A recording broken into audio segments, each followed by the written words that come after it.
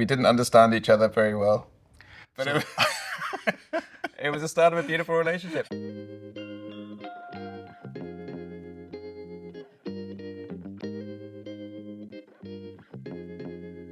Okay, when did we meet?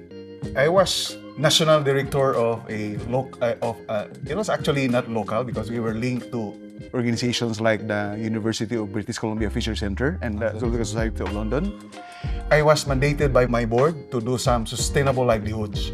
Seaweeds was just very obvious destination because the fishers in the community that I was doing conservation work have been farming seaweed for decades.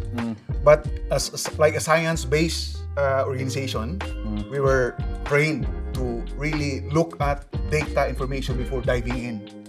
Yeah. Well, I was working in Mozambique on coastal conservation and development work, which I was finding all sorts of challenges with delivering impact to communities.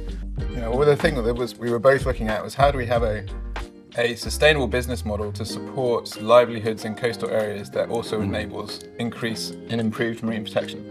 We just had certain levels of overlap in terms of how we look at, how we care about the ocean, and that I think that was the foundation of everything that we're doing now.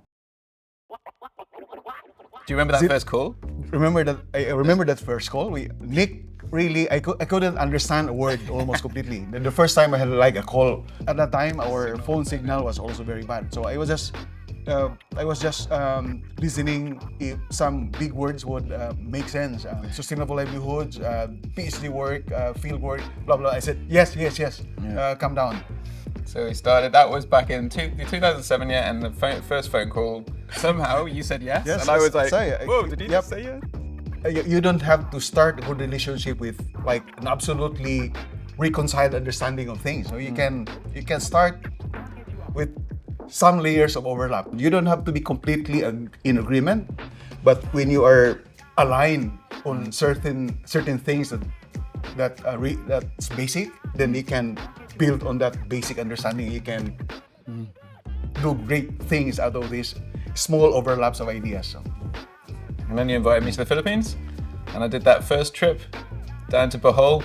Actually, the one thing I was worried about is that although I understood you did some work in Mozambique, but of course Philippines was completely different from Mozambique. I and the rest of the team had some kind of apprehension that you might have like a culture shock, no? Yeah.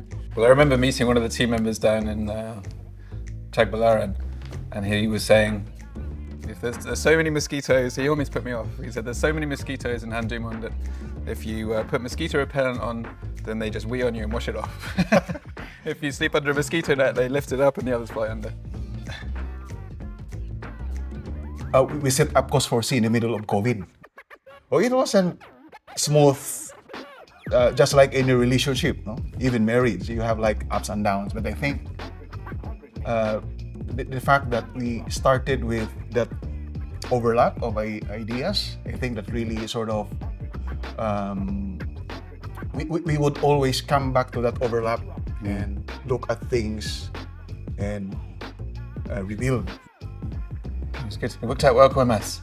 Worked out well. Yep.